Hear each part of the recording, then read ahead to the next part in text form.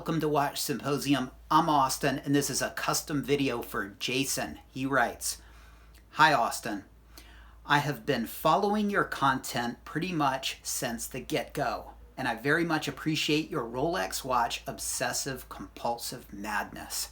I too am afflicted. I will attempt to keep this story short. I have owned 5 Rolex watches, a Hulk, an Explorer 2 Polar, a Yacht-Master, Ever-Rose, black dial two-tone, a Batgirl," and he writes in parentheses, "I hate the name." And on a side note, when it comes to the prices that these Steel Professional modern Rolexes sell on the gray market, the BL&R, the Batgirl, is kind of low. The Pepsi, the Daytona, the Sky Dweller, the new subs all sell for more. Is that the result of this nickname? Are there guys out there that can't handle other guys calling their watch the Batgirl? Probably. There's some guys that just can't handle it. Is that the reason why this sells for less? That's debatable. But I agree, Jason, it's an unfavorable nickname. Not a fan of the superhero nicknames. I like the soda nicknames, the root beer, the Pepsi, but yeah, Kermit's kind of nice. I don't mind that. And number 5, what he has now, a Yacht-Master 116622 with a blue dial. This list is just a highlight that I've had plenty of experience with wearing different Rolex watches. So he's not a newbie, he's not new to Rolex. So, understood, Jason. I am a compulsive watch flipper. I'm now left with the Yacht-Master 116622, the closest thing to the perfect watch I have ever experienced. This and the Tudor GMT. The Tudor GMT is my daily beater and I love it. The Yacht-Master is for when I need a dose of luxury, whether it be at work or on the sofa, and I've seen videos of Jason enjoying all the luxuriousness of his Yacht-Master on the sofa. Looked fun to me, and that's a really nice watch. It's a steel watch. Because it's steel, it's wearable. You don't have to worry about the scratches as much, but it's got the polished middle links. Those can be a plus for some people. Gives it that air of luxury, and the whole persona and name of the Yacht-Master is that of sort of affluence and luxury, sitting on a yacht, and it's got that beautiful blue dial with the red accents. And some people love the polished middle links, others don't. I have to tell you, if that model, probably the 5-digit model, didn't have those polished middle links, I probably would own that watch. Interesting bit of history, but that is Rolex's different colored Submariner, all right?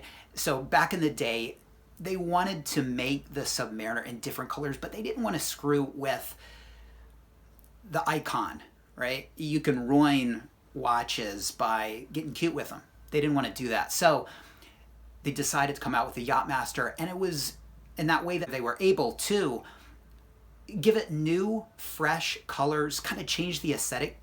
They changed the case. They changed, obviously, the bracelet, made it a little more fancy with those polished middle links, gave the watch accents, and you've got, you know, on the rhodium dial version, the light blue accents, and on this blue version, the red, and it was different than the sub, and they gave it this cool persona, the Yacht-Master. And let me tell you, man, if you've got a yacht and you're a sailor, oh man, this is the watch to have, polished middle links or not. And it's interesting because this watch is very similar to the discontinued 6-digit turnograph. And I'm talking specifically about the blue dial turnograph, okay? That was discontinued. And it kind of goes into my theory, link in the description, that Rolex really is trying to differentiate these models. And the fact that they were coming out with this blue dialed, red accented watch could have been one of the nails in the coffin to the turnograph, because that blue is the same blue. And those red accents are the same red accents. And those polished middle links are the same, more or less, polished middle links. The difference, of course, is the Yacht-Master is 40 millimeters. It's got the, well, they both have rotating bezels, but it's got the more sporty look, the sporty rotating bezel. And, you know, I love the turnograph, but I got to be honest. when it comes to the chronograph, and I think the blue one is the one to have, and I'm going to be making a custom video about that watch. I love that watch, but when you consider the modern 40 millimeter Yacht-Master, it's kind of better in every way, yet it doesn't have what the chronograph has, and that's the Datejust DNA. And so anyway, it's just kind of interesting that that what Jason has is in a way a bigger and more sporty answer to that discontinued chronograph. Anyway, let's continue on. I'm 6 foot 2 inches tall, 188 centimeters, and I have a 7.6 inch wrist. In centimeters, that's 19.5. For comparison's sake, I'm 17.5, so 2 centimeters difference there between you and I, Jason. And the Yacht-Master does appear to wear small. Pictures attached. And what do you guys think? Well, viewers, weigh in.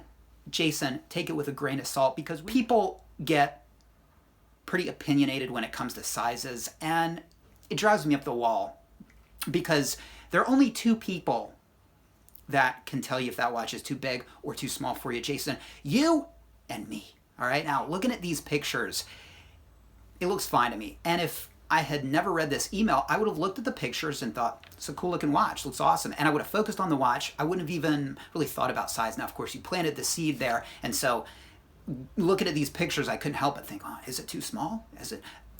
It's not, okay? It's not. Now, there will be people that tell you it is. You know, some people say 36 millimeters, you know, that's the realm of women these days. And even 40 millimeters is like, you know, getting to be like kind of small. All right, it's all ridiculousness. And look, there's not a lot of objectivity, but I think there kind of is. And I think 34 millimeters is unisex. 36 and above is wearable for a man, and how big is wearable depends on the person. And when it comes to these sort of objective rules, you know, 34 is unisex. You know, whether a man could wear it depends on the guy, all right? And it depends on whether he thinks he can pull it off. And look, there are times when you can look at a watch and you can say that is just objectively too small, or that's just objectively too big. Yours is not such a clear-cut case. So it really is, for you, a matter of opinion. And for me, the watch looks fine, all right? For you, well, you have already seemed to have decided it's too small. And you believe it, and it's going to be really hard to disabuse yourself of that notion that it is too small, all right? It's not.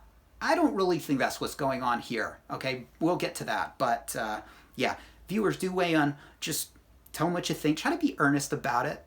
Try not to make him feel bad about his watch. And I think that's a lot of what people do. You know, that watch is too small. That watch is too big. And it's kind of a way to, I don't know, stick in the knife and really get in the way of people's happiness. And, you know, anytime you talk about watches or show watches on social media, you're going to have a certain subset of people that, for motivations I think are pretty clear, are going to kind of want to take you down a notch. And all you got to do to see it is to get a Rolex watch, put it on social media, and watch the people that come out and tell you it's a fake watch. Just trying to plant that seed, trying to just get in the way of your enjoyment just a little bit. Anyway, that's social media for you. So again, viewers, weigh in, do it earnestly.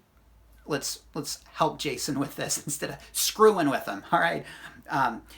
So at 40 millimeters across, a short lug span, and a 20 millimeter wide bracelet, tapering, of course, and all real nice luxury watches have a tapered metal bracelet.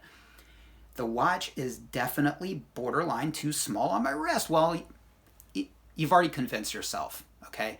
I have to disagree with you, but again, you want to believe this. You want to believe it's too small. And viewers, you're going to see why he wants to believe it's too small. This said, the bracelet fit me perfectly straight out of the box, including the 5 millimeter easy link extension. No need for one additional link. And this kind of helped seal the deal on the day of purchase. It's going to be nice just throwing on a watch and having it just fit right out of the AD. how can it be too small if it fits me perfectly from the factory? Yeah, that's some good reasoning there. And yeah, the bottom line is that I love the Yacht-Master. It suits how I emotionally connect with the watch. I'd rather be on a yacht sipping champagne with supermodels than be 200 meters down in the ocean. And that's why something like the 43 millimeter Red Sea Dweller or the deep sea, well, it's bigger and it could be the answer. It's not going to satisfy him. It's the persona of this watch. And I totally get that. The Yacht-Master. I get that air of luxury. I love the design, the quality of the finish, and the general look overall. The perfect watch. But as we both know, there is no perfect watch. And that's so true. Well, if it were 42 millimeters, I would go so far as to say it was perfect. Now, there is the new 2020 Submariner, and the two-tone has caught my eye, the two-tone Bluesy, specifically the blue dial. The watch is slightly larger, very slightly, and it's listed as a 41 millimeter, but people have measured it, and we're talking like point something millimeters bigger. And so you're probably really not going to notice it, but it's all about what you believe and what you think. And look, in your head, you have done a good job convincing yourself the Yacht-Master is too small. And so even just this knowledge that the Bluesy is a little bit bigger could be what you need just to make you enjoy it. And it can't help but make me think of, kids, and kids will be, little young kids, toddlers will be freaking out about something that's like, okay, it's totally fine. And you can't convince them that it's not, okay? So what you do sometimes is you kind of adjust it, right? Like my t-shirt just is not on correctly. The t-shirt's on correctly. What you do is you can convince them, you can try to. It won't work. It won't work. You'll spend 10 minutes and it still won't work trying to convince them the t-shirt is on you perfect, it looks fine, it fits fine. But if you just kind of tug it a little to the side and say, how's that? Perfect, all right? It's all in the mind, all right? And so while the Bluesy, the bracelet, I would say, and the case is better proportion, in the lugs. But, it's probably going to be all in your mind, but that's enough. There's nothing wrong with that, all right? So it might be the equivalent of, kind of pulling the toddler's t-shirt to the left or to the right, a little bit of smoke and mirrors. But hey, whatever makes you satisfied, and it would, okay? So that's the point. I think it would. All right, so to get back to his email. The watch is slightly larger, very slightly. The lugs more substantial. The bracelet and clasp now wider than ever. I like the idea of the size difference. Yeah, and it's more about the idea than anything. Although in reality, it's almost insignificant. So he totally gets it. The bracelet and clasp size increase appeals to me regardless. At 45 years old, I could pull off a two-tone and the dial in blue, and it is a beautiful blue dial. Looks very special, and I gotta say, it is just degrees better, but distinctly better than that, Turnograph blue and that Yacht-Master blue, which is a little bit subdued. The Bluesy pops in a way that's really, it's all about the dial with those Bluesies. I've always said that. And it increases the appeal to me.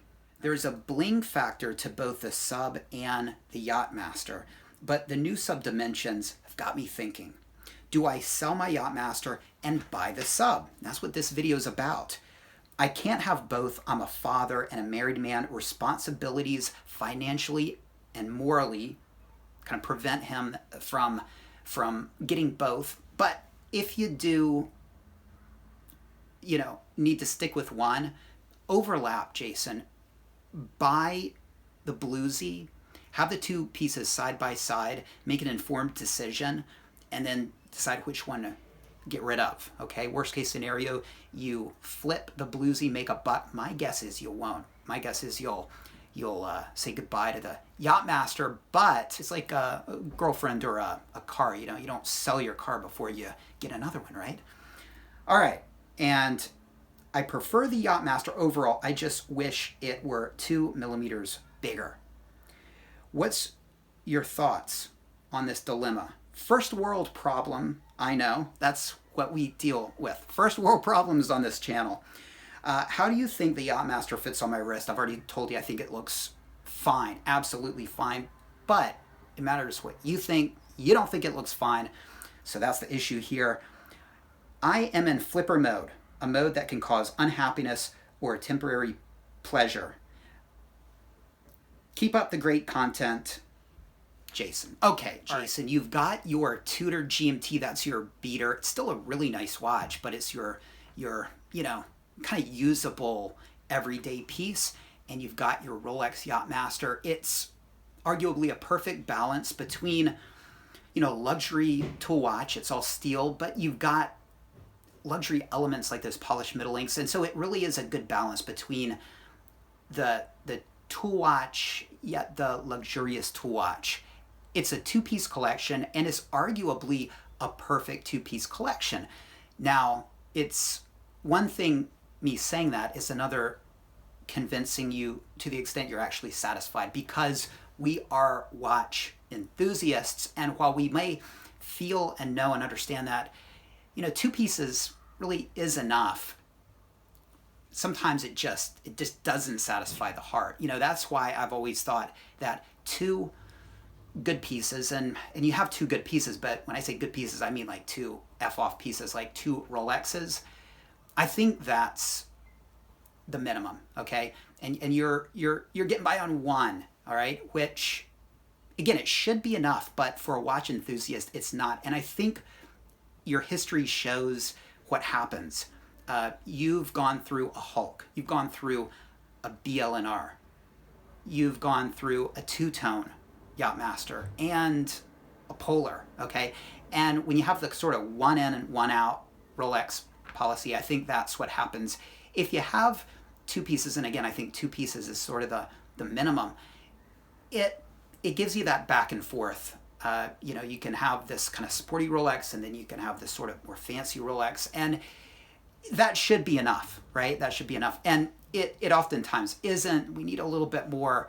I think when you're talking 5 or more pieces, I think it gets expensive. Service costs get to be an issue, and it's a case of diminishing returns, okay? So I think what's happening is you are naturally getting tired of your Yacht-Master. And you know what? I don't think that the size of this watch is an issue. It wasn't when you bought the watch. Somehow this issue is just cropped up about the same time that this pretty nice looking Bluesy has come on the market. And I think you want the Bluesy, and I think you're looking for a reason and a rationale to get rid of this watch that, in your own words, was perfect, and it's interesting because you're going the route of like, it's too small, all right? Like, nothing's changed. Nothing's changed since you got the watch. But you might say, well, my perceptions have changed, and that's enough. If the perception's changed, everything has changed. I'm just curious if this isn't an excuse to transition to a different watch. And the bottom line is, you don't need an excuse. If you say, this is a perfect watch, but I need some freshness in my life, that's enough. So going just on the size, then I wouldn't upgrade. I don't think there's any reason. I don't think this Yacht-Master is too small for you at all. But I suspect that's not really why you want to upgrade. You want to upgrade because the Bluesy is amazing. And the Bluesy, if you're really looking to enjoy the luxury nature of the watch, this two-tone, beautiful blue dialed Bluesy, it just doesn't get much better than that. And look, that small increase in size, though, is really not that big of a deal, and I think that. It could be enough to sort of check off that box, and you can sort of put that concern to rest, and that's enough. But I think the reason you really want it is the obvious. It's beautiful, and that blue on the Bluesy pops so much more than the sort of that subdued blue on the Yacht-Master. Okay, and so that's probably what you want. And look, you're going to get the new internals, and you're going to get the new experience, and that's enough. Okay, so I think you should do it. I think you want to do it. If you come to me and you say, no, Austin, it really is just a size issue, I'd say, okay, then just keep the Yacht-Master. But that's not it. You know what, Ed? You know, you want the Bluesy. And look, the whole journey, the whole watch journey is not just about having a watch. It's about, you know, experiencing new watches and the